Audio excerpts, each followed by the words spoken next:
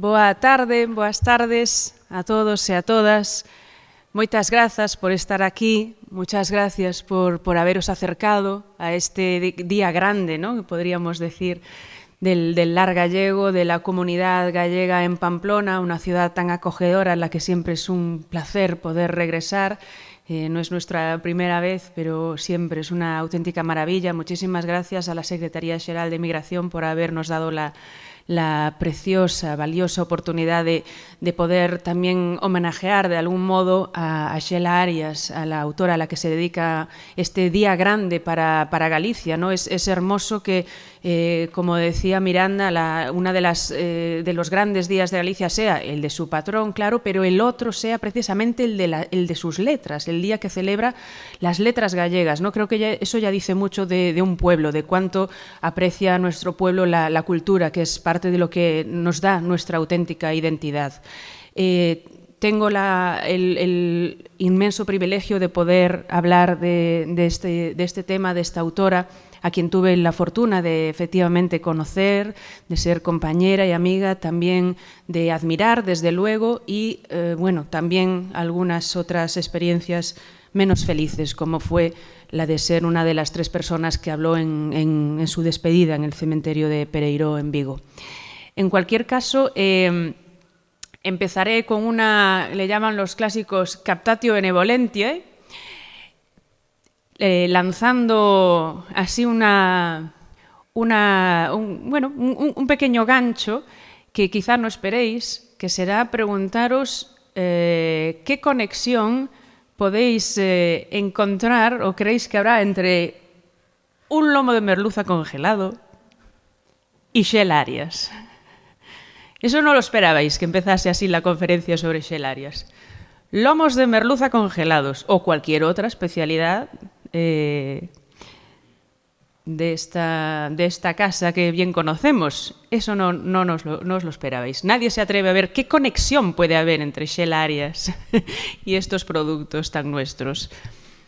Pues la respuesta es Antonio Fernández. Antonio Fernández. Antonio Fernández, quizás alguno de nuestros emigrantes gallegos aquí en Navarra haya tenido alguna faceta empresarial de algún modo, ya que buena parte de nuestros emigrantes, de nuestras emigrantes, han también progresado a base de montar empresas. Antonio Fernández era un empresario de la provincia de Lugo, un empresario que, bueno, pues desarrolló proyectos empresariales tan conocidos como Zendal, como Celtia y como Pescanova, que es una de las empresas que hoy día sigue poniéndonos en el mapa como gallegos, ¿no? Realmente, pues una de los proyectos empresariales más universales, ¿no?, que más nos colocan en el mapa. En aquellos tiempos, en aquella primera mitad del siglo XX, este tipo de empresarios, hay que reconocer que no solo tenían esa faceta puramente lucrativa, puramente de negocio, como cualquier negocio, sino que a veces también combinaban esa con una faceta mucho más filantrópica. Eran hombres, prohombres, debería decir, enormemente, profundamente amantes de su tierra, como todos vosotros también, desde luego, sois, ¿no? Pero que también tenían esa voluntad de hacer progresar a su pueblo, de hacer progresar a sus vecinos, y a veces combinaban este tipo de proyectos puramente empresariales, de negocios, con otros de carácter un poco más filantrópico, en el que quizá no andaban más tanto mirando al detalle que aquello fuese un proyecto lucrativo en sí, sino que trajesen pues progreso y mejorasen la forma de vida de sus vecinos y vecinas. Este hombre era un lugués de pro de la comarca de Sarria, una comarca de la que estaba también profundamente enamorado, y en el año 48, además de esas otras empresas, decidió fundar un proyecto de tipo pedagógico. Era un hombre que entendía que la educación, la formación, sería una gran arma de empoderamiento y de progreso para ese campesinado de esa comarca de Sarria, y echó a andar un proyecto pedagógico que se llamó La Granxa Escola de Barreiros. La Granxa Escola de Barreiros. En una aldea de Sarria, concretamente en Ortoá, este hombre fundó esta combinación de granja-escuela que podemos ver en esa fotografía en blanco y negro de la época. Hoy en día sigue perviviendo en esa fotografía en color. Del complejo hacían parte pues esa escuela, donde era una escuela unitaria. Quizá recordéis las escuelas unitarias del rural, donde los chicos y chicas estudiaban juntos. También existía, por supuesto, la casa del profesor, donde vivía con su familia, muy pegadito a la propia aula. Pero, ¿dónde estaba el carácter innovador de este proyecto pedagógico? Esta escuela implementaba formación agropecuaria por el medio del currículum habitual. Es decir, además de estudiarse allí matemáticas, lengua, ciencias y todas esas cosas, los estudiantes también recibían conocimientos de ganadería, de horticultura, de un montón de saberes vinculados al rural que les harían progresar y sacar más partido a sus tierras. No solo niños y niñas de la comarca acudían a estas clases, sino también incluso adultos, profesores, maestros rurales, que de esta manera pues, implementarían este tipo de enseñanza tan ecologista, tan a pie de tierra, a otras escuelas de ámbito rural de la provincia de Lugo. Muy cerca de aquí, muy cerca de esta aldea de Ortoá, vivía un chico de 14 años. Se llamaba Valentín Arias. Los padres de Valentín Arias ya tenían planes para él. Estamos hablando del año 48. Los planes eran que ya había sido suficiente de estudios y que debía de ayudar en casa. Debía incorporarse al trabajo labriego, al trabajo en casa, pero Valentín, la verdad es que era un chico muy curioso, con una gran voluntad de aprender, de conocimiento, y en cuanto supo de la existencia y de la fundación de esta Granja Escola de Barreiros, a la que iban a acudir los chicos y chicas de toda la comarca, quiso y deseó con todas sus fuerzas apuntarse también, a pesar de que estaba un poco crecidito con esos 14 años. No hizo más que convencer a sus padres de que por favor le dejasen también ingresar en esa escuela, que le encantaría aprender. Y bueno, lo cierto es que consiguió convencerlos e ingresó en ese año 48 en esa Granja Escuela de Barreiros. Quien era el encargado, el profesor encargado de esa escuela, se llamaba Avelino Pous Antelo, un especialista en agricultura y un gran galeguista de la época, que enseguida se quedó fascinado con este chaval de 14 años por sus ganas de aprender, por sus dotes de aprendizaje y de estudio. Quedó realmente impresionado, y tanto fue así que acabó teniendo el propio profesor que acudir a casa de Valentín para convencer a sus padres: dejen al chaval estudiando, no lo saquen. El chaval vale para estudiar. Vale para estudiar y vale mucho la pena que no lo quiten de aquí, que le dejen seguir quemando etapas de enseñanza. Así fue que Valentín no solo terminó la primaria, sino también la secundaria y hasta la enseñanza superior en esa Granja Escuela. Hubo que convencer mucho a los padres, que tenían un poco otras ideas para él, pero realmente este chico valía para estudiar. Tanto fue así que en el año 55 Avelino Pous Antelo, el encargado de la Granja Escuela, abandona ya el proyecto. ¿Y quién creen ustedes que se quedó al cargo de la Granja Escuela? Valentín Arias. No fue otro que el propio Valentín, que se quedaba al cargo de la Granja Escuela ya como profesor titular de ese proyecto tan hermoso, en donde no solo tenían esa escuela, sino que además, como pueden ver, había pues espacio para animales de todo tipo, que allí tenían, por ejemplo, cabras, diferentes especies de cerdos, diferente tipo de gallinas. Iban vecinos y vecinas de todas las aldeas circundantes para ver el tipo de gallinas y de animales que allí tenían. También estaba todo rodeado de huertas, pequeños huertitos, donde los niños y niñas podían hacer sus prácticas también de horticultura y de cultivo. La mejor manera de aprender, sin duda, ¿no?, que poder practicar. Cuando llegaban esos niños íbamos a sus casas, mamá, papá, ¿podemos hacer nuestro pequeño huerto también en la leira de casa?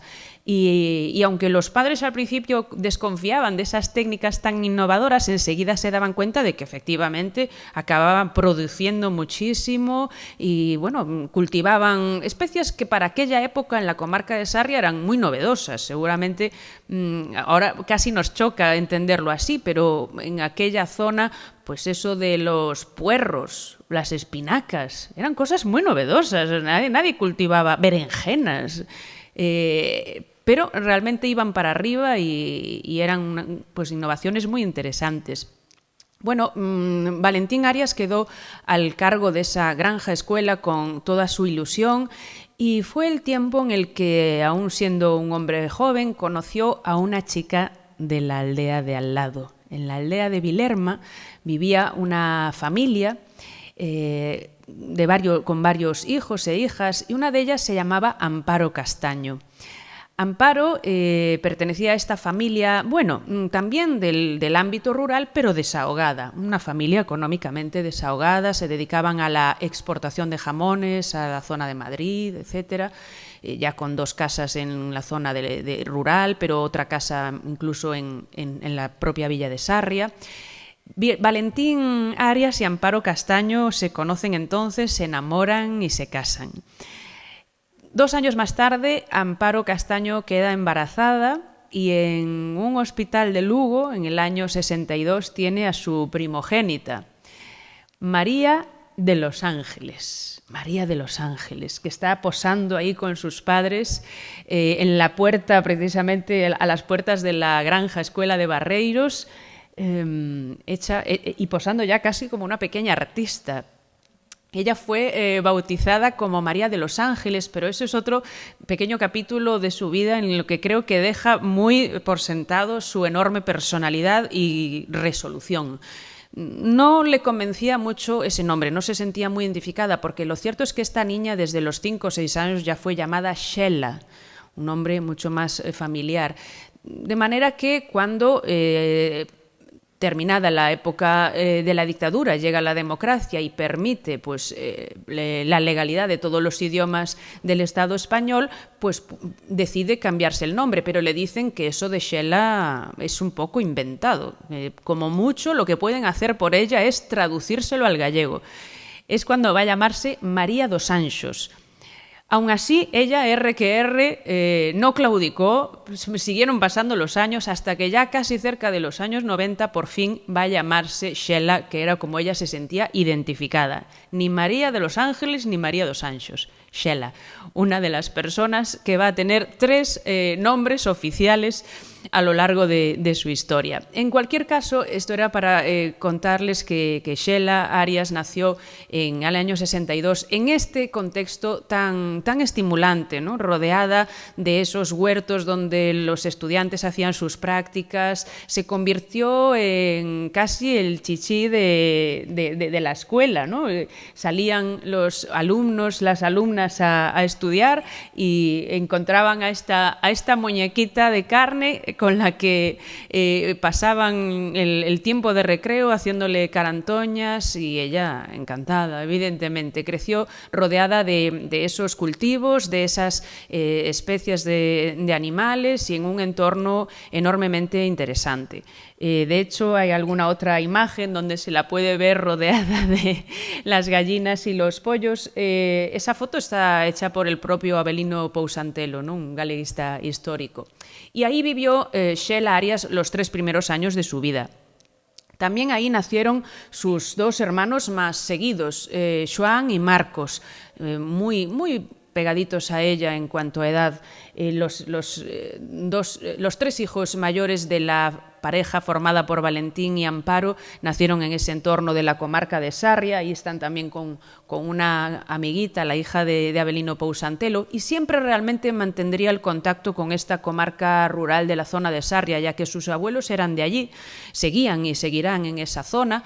A Xela le encantaba escuchar a su abuelo contar miles de historias, esos abuelos que combinan las anécdotas personales con un poquito de imaginación desbordante bastante para hacer las cosas un poquito más legendarias, ¿no? Casi literaturizadas. Y a ella esa manera de contar historias de su abuelo se le fue quedando en la memoria y en la imaginación.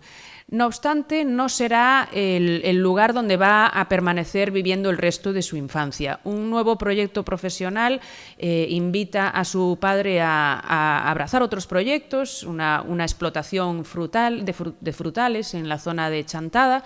Los lleva a mudarse. Xela, con 3 años, va a conocer el primero de los traslados, y es que se van a mudar a la ciudad de Lugo. Y en la ciudad de Lugo, Xela va a ingresar en otro colegio, el que sale en esa fotografía, que curiosamente era otro proyecto del empresario Antonio Fernández del que les hablé al principio. Antonio Fernández había fundado en el 48 la Granja Escuela de Barreiros, pero 2 años después quiere montar un proyecto pedagógico semejante, aunque en un entorno más urbano, y lo va a hacer en Lugo.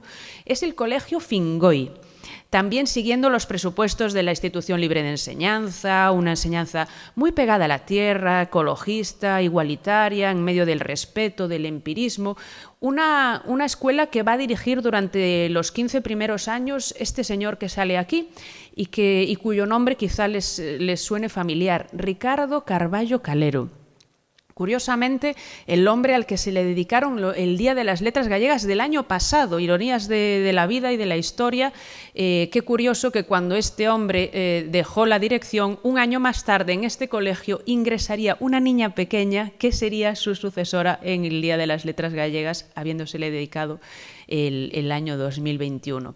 En cualquier caso, ahí es donde vive la familia Arias Castaño durante otros cuantos años, en Lugo, donde están posando los 3 hijos mayores de Amparo y de Valentín. Pero lo cierto es que Valentín echa de menos la faceta docente que había tenido en la Granja Escuela y pide ingresar de nuevo en el cuerpo de profesores públicos de Galicia. Decide como destino favorito la ciudad de Vigo.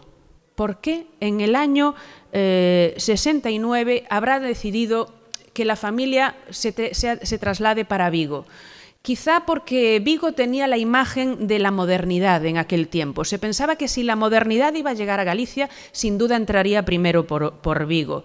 Así que es admitido en el cuerpo de profesores públicos de Galicia, y la familia Arias Castaño se va a conocer un nuevo traslado, cuando tiene 7 años la pequeña Xela y está corriendo el año 1969. Bueno, Xela va a encontrar muy apetecible ese nuevo traslado. Van a trasladarse a un piso, ahí la tenemos en la azotea de su nuevo piso, cerca de la zona de la Plaza de los Caballos, así se conoce hoy en día. Y Xela admite los cambios con enorme positividad. Cuando volvían a la aldea a visitar a los abuelos, estupendo poder acompañar a la abuela a ordeñar la vaca, a recoger tomates, pero si estaban en la ciudad también le encontraba sus ventajas, poder ir al cine, a la playa de Samil que tanto le gustaba, y ahí va a irse ampliando la familia, ya que un nuevo miembro viene a la luz, que esta pequeña Sabela, que está ahí en el regazo, en el colo, como decimos, de su madre. Incluso tendrán un 5º hijo, Amparo y Valentín, Lois. 5 hijos. Estos 2 últimos han nacido en Vigo, como decía. Pero lo cierto es que hubo más razones que motivaron a Valentín a trasladarse a Vigo. Y es que Valentín era un hombre, como les comenté desde el principio, enormemente despierto, curioso, con una enorme ansia de saber. El propio Antonio Fernández había participado en la fundación de la editorial Galaxia, y este Valentín Arias era suscriptor de esta editorial, recibía los libros de la editorial Galaxia religiosamente y los devoraba. Era un hombre con mucha curiosidad intelectual y ya con contactos entre la intelectualidad galeguista de la época. Era una familia que había conocido a Otero Pedrallo. Recibían las visitas reiteradas de Manuel María, otro hombre que era de la zona de Monforte. Conocían a Ramón Piñeiro, a Francisco Fernández del Riego, a Xosé Luis Franco Grande. Y lo cierto es que Valentín venía sintiendo que muchos de estos intelectuales vivían en Vigo y que quizás si se trasladaban a esta ciudad podría estrechar los lazos con toda esta intelectualidad que a él tanto le atraía. Camilo Nogueira, Méndez Ferrín, Xaime Illacouto, todos ellos vivían en Vigo. Así que cuando esta familia se va a trasladar a este lugar, van a intensificar esos lazos de amistad, como digo. Estas personas, estos intelectuales, estos escritores, iban mucho por la casa de los Arias Castaño. Muchas veces llegaban con detallitos para los niños, típico de llegar con algún regalito que solían ser libros. Libros en gallego, libros en castellano, también libros en portugués. Los Arias Castaño también tenían amistades, escritores portugueses, de manera que Xela quedó muy sorprendida al abrir esos cuentitos en portugués y, pues como bien nos recordaba Miranda, que me ha encantado esa parte del discurso, tenemos una facilidad natural los gallegohablantes para entendernos con el enorme mundo de la lusofonía. Y Xela, como niña, se quedó muy sorprendida cuando vio que el paso era tan amable a poder leer un cuento en portugués, pensaba ella. ¿Y esto dicen que es una lengua extranjera? Pues yo consigo leer aquí muy bien. De manera que convivió muy intensamente con lecturas continuadas en gallego, en castellano y en portugués, siempre rodeada de libros. Porque lo cierto es que Valentín Arias siempre estaba leyendo esos libros de Galaxia, escribiendo. En las casas de los Arias Castaño siempre había el despacho de papá. Y el despacho de papá era una habitación llena de libros hasta el techo. Creo que Xela convivió con esa imagen y se le clavó en los ojos, de manera que siempre el amor por los libros, por la lectura, permaneció con ella, ¿no? Siempre queriendo imitar a su padre. A veces, hasta aunque los padres no nos digan nada, no nos den discursos, esas imágenes modélicas se nos van clavando, ¿no?, en nuestro subconsciente y acabamos reproduciendo muchas cosas de las que vemos en casa, ¿no? En esa foto está, de hecho, visitando a Xosé Luis Franco Grande y es una foto tirada por este intelectual también. No solo esas personas que ya conocían los Arias Castaño desde tiempo atrás, sino que hicieron nuevas amistades. Por ejemplo, la pareja formada por Xulián Maure y Camiño Noia, unos profesores como el propio Valentín, pues de los que se hicieron muy amigos. El padre Valentín Arias daba clases en la escuela de Sárdoma, una parroquia de Vigo, y la pequeña Xela acudía a esa escuela. Voy a pasar quizá incluso dos más, una más para mostraros alguno de los primeros cuentos que, estimulada por todas esas lecturas, Xela pues sacó adelante. Ella, como leía tanto, pues enseguida ya con 8 añitos empezó a escribir, con 10 consideró que había terminado un cuento y con 11 años su padre la estimula a que se presente a un certamen literario que convocaban en A Coruña, en la Asociación Cultural O Facho. De manera que Xela se va a presentar y va a ganar un certamen orientado para escolares gallegos y gallegas.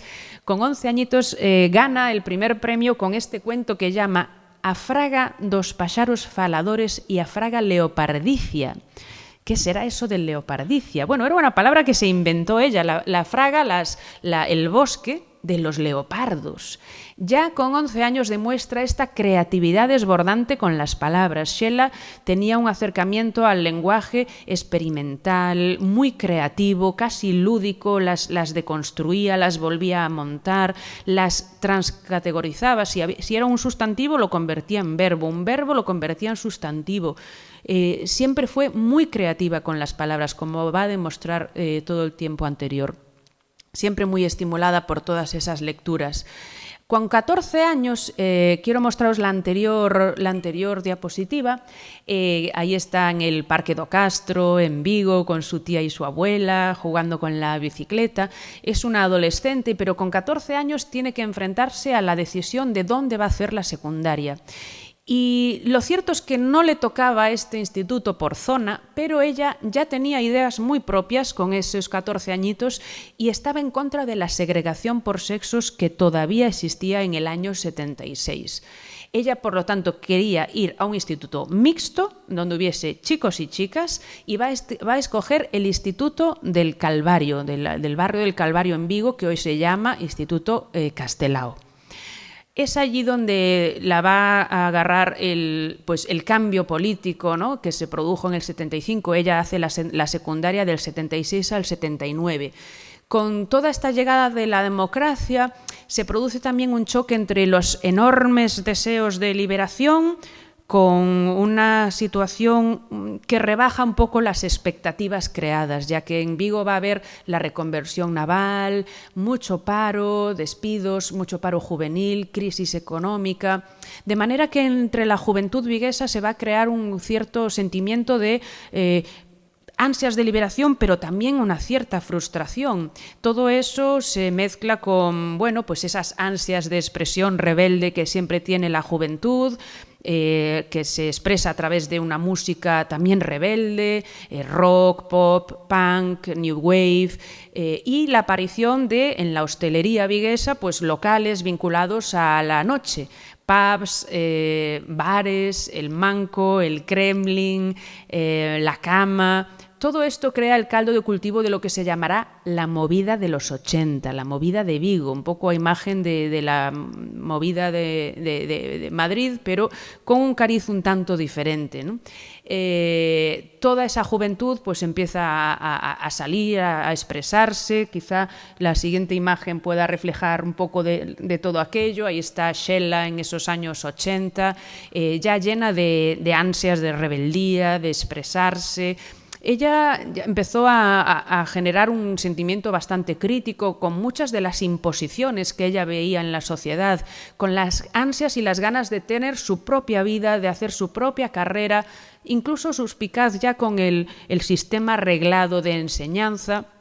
Muchas veces con pandillas de amigos que se expresaban a través de la música. Ella hizo las letras del disco El Desertor, de la banda Desertores, una banda de Vigo.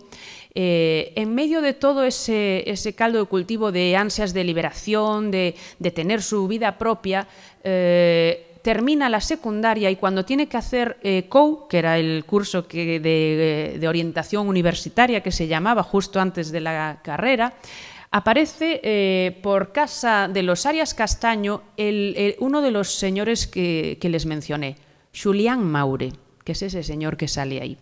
Xulián Maure tiene la idea de que con este cambio de estatus legal para el gallego ya no va a ser un idioma prohibido, va a ser un idioma cooficial, y además no solo cooficial en Galicia, sino que además va a haber una obligatoriedad del gallego en la enseñanza, y se da cuenta de que va a hacer falta mucho material, muchas cosas. Van a hacer falta libros de texto en gallego, van a hacer falta libros de literatura en gallego, va a tener mucha salida esto del idioma gallego, ¿no? y un poco dignificar y normalizar la lengua, de manera que tiene la idea de fundar una editorial propiamente de libros en gallego, libros exclusivamente en gallego. Funda una editorial que se llama Xerais, que sin duda habéis oído hablar de ella. Hemos visto que hay muchos libros de Xerais en el lar gallego, una de las editoriales más importantes de Galicia hoy en día, unas editoriales comerciales, que funda este hombre, Xulián Maure, junto con Germán Sánchez Ruy Pérez y con la propia Camiño Noia en el 79. La abre en su propio piso, como se empezaba todo en aquellos tiempos. El pobre Xulián en su piso de Vigo produciendo libros durante un año, hasta que ve que aquello va como la espuma. Hay mucha demanda, ¿no? El nuevo estatus legal para el gallego crea mucha demanda entre la enseñanza, los lectores y lectoras. Hay mucha demanda para el gallego y esto va como la espuma, y claramente hay que alquilar un local y incorporar a más cuadro de personal. Hay que reclutar gente. Es cuando se acuerda de la hija de sus amigos Amparo y Valentín, esa chica que tanta competencia demostraba con el gallego hablado y escrito. Xela sempre falou galego. Xela falaba galego en Sarria, na aldea, pero cando foron para Lugo seguiu falando galego. Cando foron para Vigo seguiu falando galego.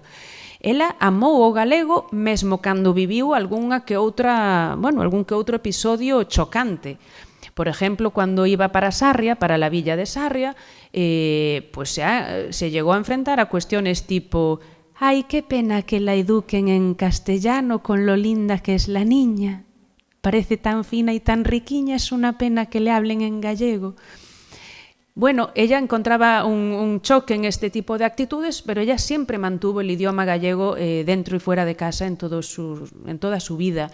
Y por lo tanto, y siempre leía en gallego, estuvo en contacto con esos libros, escribía en gallego. Xulián se acordó de las altas competencias de Xela Arias en el gallego hablado y escrito. Xela ya tenía muchas ansias de hacer su propia vida, de independizarse, de tener una independencia económica. Seguramente no adivinaría que sería su enorme dominio del gallego el que le diese la llave para hacer su propia vida y desarrollar una carrera entera. Es cuando Xulián Maure le va a proponer que se incorpore al cuadro de personal de Xerais. Ella va a pensarlo durante un tiempo, era una niña de 18 años nada más, pero finalmente se va a animar a abandonar los estudios por el momento e incorporarse a la empresa editorial. Bien, era un momento muy ilusionante. Xerais no solo va a ser la posibilidad de acercarse a los autores que publican en esa editorial, claro, la relación con los autores, sino que le va a abrir la puerta y va a ser la llave para conocer todo un enorme universo poético. Por ejemplo, va a conocer a Carlos Oroza, que es el señor que sale ahí, el trasunto de la poesía beat en la península ibérica. Ella al principio va a trabajar en Xerais en la recepción, atendiendo a los autores, la relación con los autores, atendiendo al almacén. Oye, hay que mandar, Xela, 50 libros para Viana do Bolo, hay que mandar 60 libros para Lugo. Pero ese momento así más de chica para todo va a durar muy poco, ya que sus altas competencias en el gallego hablado y escrito la van a llevar al departamento de corrección de estilo. Allí ella recogía esos libros que llegaban y corregía todo perfecto. Dense cuenta que en el año 80, que es cuando ella entra en Xerais, había escritores que, casi nadie tenía ordenador en casa, la verdad. Nadie tenía ordenador en el año 80 en casa. Tenía como mucho máquina de escribir. Entonces llegaban esos libros en máquina de escribir. Incluso algunos llegaban manuscritos, novelas enteras manuscritas que Xela tenía que picar, corregir, etcétera, componer antes de que pasasen a la imprenta, revisar todas esas pruebas de imprenta. Ella era observadora de la norma rigurosa. Ella pensaba que en la calle se podía hablar como se quisiese, pero que en el gallego publicado, escrito, había que ser riguroso para que el gallego alcanzase una norma culta impecable. De manera que Xela Arias va a ser una mujer que va a hacer valiosas contribuciones a 3 campos distintos, pero interrelacionados entre sí. Y uno de ellos es la edición de libros en gallego. Fue una de las primeras mujeres que se incorporó a este tipo de labor de manera absolutamente profesional. La segunda faceta de ella en la que va a hacer valiosas contribuciones va a ser la de la traducción. Y es que se dieron cuenta en este momento en el que todo el mundo colaboraba en pos de la normalización de nuestra lengua y literatura, que no nos podíamos reducir solo a los libros escritos originalmente en gallego por autores y autoras gallegas, sino que lo que teníamos que hacer para dignificar y engrandecer nuestro idioma era traducir al gallego obras de la literatura universal. Es importantísimo para cualquier lengua que pretenda engrandecerse, pues poder tener versiones gallegas donde puedan leer los gallegohablantes, a Bram Stoker, por ejemplo, ¿no? Entonces ella se incorporó la traducción de obras a través del sello de Xerais, de la literatura universal. Sobre todo traducía del portugués, un idioma que conocía muy bien, como les decía, del castellano, pero también tradujo en colaboración obras escritas originalmente en alemán, en inglés o en francés, cosa que hacía en colaboración con otra persona que conociese más esta lengua. El caso es que tradujo a nuestra lengua desde el propio Quijote, en colaboración con más gente, claro, hasta Roald Dahl, Gianni Rodari, Camilo Castelo Branco, Feminor Cooper y un montón de obras, muchas de ellas especialmente dedicadas al público juvenil, que también era una faceta interesante. Y la tercera vía, a la que va a hacer, por supuesto, y el orden no es significativo, es la de la poesía. Porque a través del sello de Xerais, como les decía, Xela se abrió a todo un mundo poético. El poeta Carlos Oroza le habló de Rilke, de Novalis, de Baudelaire, de Rimbaud, que fue una enorme influencia para ella, y ella empezó a escribir sus poemas, que primeramente publicó en revistas, como esta que sale a la derecha, que se llama Festa da Palabra Silenciada, una de sus revistas favoritas, de Vigo. Pero no solo en revistas, sino que también daba a conocer sus textos en festivales y recitales poéticos. Ella trataba de remontar su natural timidez, era una chica bastante reservada, pues en pos de la poesía y de la comunicación de la poesía. Por ejemplo, en el Festival de Poesía do Condado, que es de la zona de Salvaterra do Miño, Ponteareas, esa zona, ¿no? Así va probando sus primeros poemas hasta que en el año 1986 sale su primer libro publicado, Denuncia do Equilibrio. Sale en el sello de Xerais, claro. En aquel momento debemos pensar que realmente el canon, la corriente privilegiada, la corriente hegemónica de la poesía, lo que la crítica va a canonizar sobre todo, era otro tipo de poesía mucho más clásica, más esteticista, incluso de ecos bárdicos, incluso un tanto culturalista, y sin embargo la propuesta de Xela va a ser a contracorriente, enormemente disidente, porque ella trae una poesía casi violenta, dura, de versos rotos, de ambiente muy urbano, muy urbano. A ella le encantaba el ambiente de Vigo, incluso el Vigo más degradado, si se quiere, un Vigo más underground. Era una propuesta enormemente rompedora, con juegos fónicos, con una sintaxis completamente violentada, muy moderna para la época. Tenemos que darnos cuenta que en el año 86 en Galicia hay muy pocas mujeres publicando, sobre una docena más o menos, y de su generación muchísimas menos. Es por eso por lo que debemos encardinarla en un contexto que hace que sea de las pioneras y muy valiente por hacerlo casi sin modelos. Pero es que Xela rompe precisamente con esa idea de los estereotipos, de los modelos de segunda mano, de los cánones establecidos, y quiere crear su propio modelo. Más adelante, ya en el año 90, publica Tigres como cabalos, que fue un auténtico escándalo en Galicia, porque combinaba poemas de Xela Arias con fotografías de Xulio Gil, fotografías en blanco y negro de desnudos. Eran fotografías enormemente artísticas, incluso las posturas que reproducen esos cuerpos son posturas nada, bueno, en absoluto obscenas, casi diría que ni eróticas. Son más unas posturas que recuerdan a las estatuas griegas. Pero debo reconocer que en el año 90 parte de los lectores y lectoras en Galicia quizá no estaban suficientemente maduros como para ofrecer una lectura madura y que se centrase en lo que verdaderamente importaba, que era esa connivencia de artes, la fotografía y la poesía, ¿no? Quizá algunas lecturas un poco más pueriles, más infantiles, vamos a decir, más morbosas, se fijaban más en los cuerpos desnudos, entre los que se encontraba el de la propia Xela.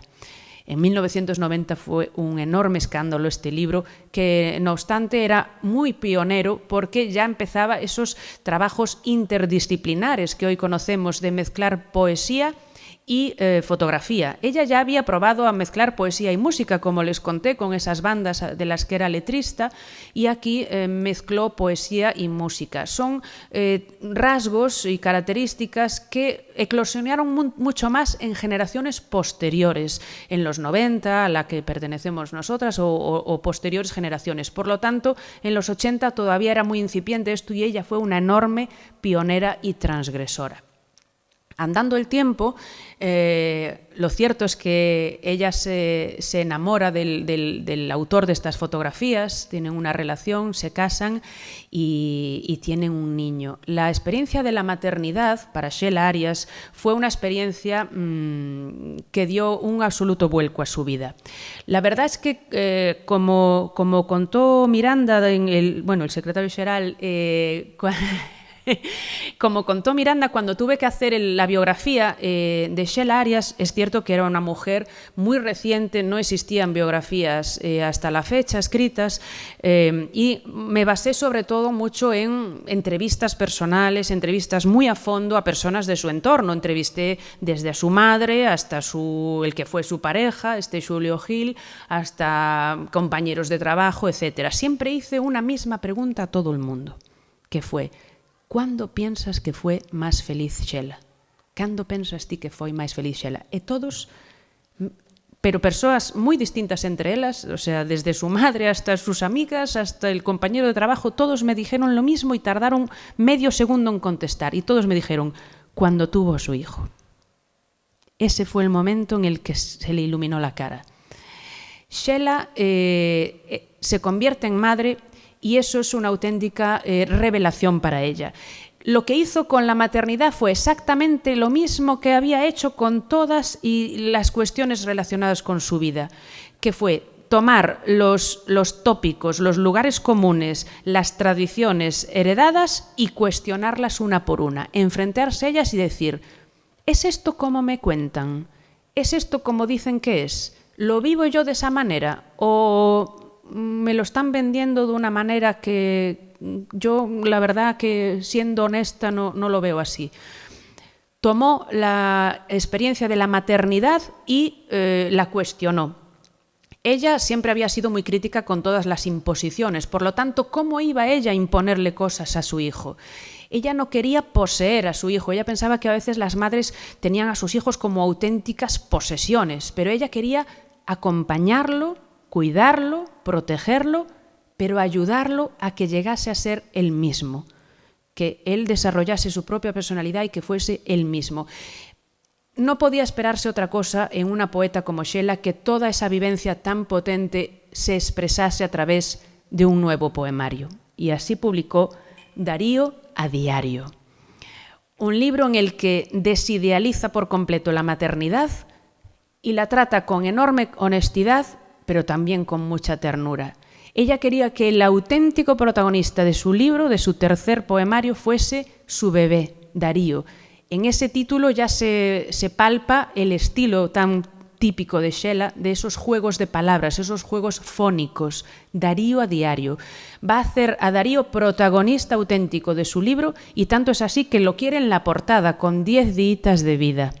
Fíjense que en la portada solo salen apenas las manos de la mamá, y eso ya dice mucho, que ella solo quería sostenerlo un poquito porque no podía sostenerse por sí mismo con 10 días, pero que el auténtico protagonista sea él. Sheila Arias trajo enormes renovaciones a la temática de la maternidad, que hasta ese momento, estamos hablando del año 96, había sido tratada de una manera un poco más patriarcal, un poco más tradicional. Y es el momento en el que retoma la idea de los estudios. Se arrepiente un poco de haber dejado los estudios en la secundaria, decide seguir colaborando con Xerais, pero desde casa, abandona la oficina de la editorial Xerais, continúa colaborando con ella desde casa, sigue traduciendo libros desde casa, pero retoma los estudios, termina la carrera de Filología Hispánica y aún empezará Filología Gallega. Aprueba las oposiciones de secundaria y se convierte en profesora en la enseñanza media. Empieza a dar clases en institutos de Galicia, sobre todo del sur de Galicia, y descubre que ama la docencia, que el ejercicio de la docencia es enormemente enriquecedor para ella. Al llegar el año 2003 va a publicar su cuarto, que será el último libro, Intemperiome. Tenemos que pensar que esa mujer, como les contaba, ha dejado un trabajo estable, ha vuelto a estudiar, tiene un niño, tiene que compatibilizar todo eso y se separa. Tiene que compatibilizar muchas cosas, no tengo que explicarles nada, especialmente a las mujeres, de compatibilizar faceta profesional, personal, madre, etcétera, empezar a trabajar como profesora. Creo que Xela Arias buscó su propio camino, un camino que a veces la hizo atravesar sendas que la dejaron a la intemperie, pero que aún así siempre persiguió sus sueños y sus deseos. Intemperiome, el propio título ya da pistas también de su propio estilo, que es intemperie, es un sustantivo, no existe el verbo intemperiar, pero ella transcategoriza, juega con el lenguaje, lo estira, lo violenta, lo tensa, y crea un verbo de ese sustantivo y aún le pone un pronombre de una manera chocante, ¿no? Hoy diríamos casi salir de la zona de confort de una, ¿no? Casi traduciría yo lo de intemperiarse, salir de la zona de confort. Atravesó esos momentos de quedarse a la intemperie, pero siempre luchó por ser ella misma, ¿no? En esa última entrega es quizás su entrega más lograda, pero más pulida y más interesante.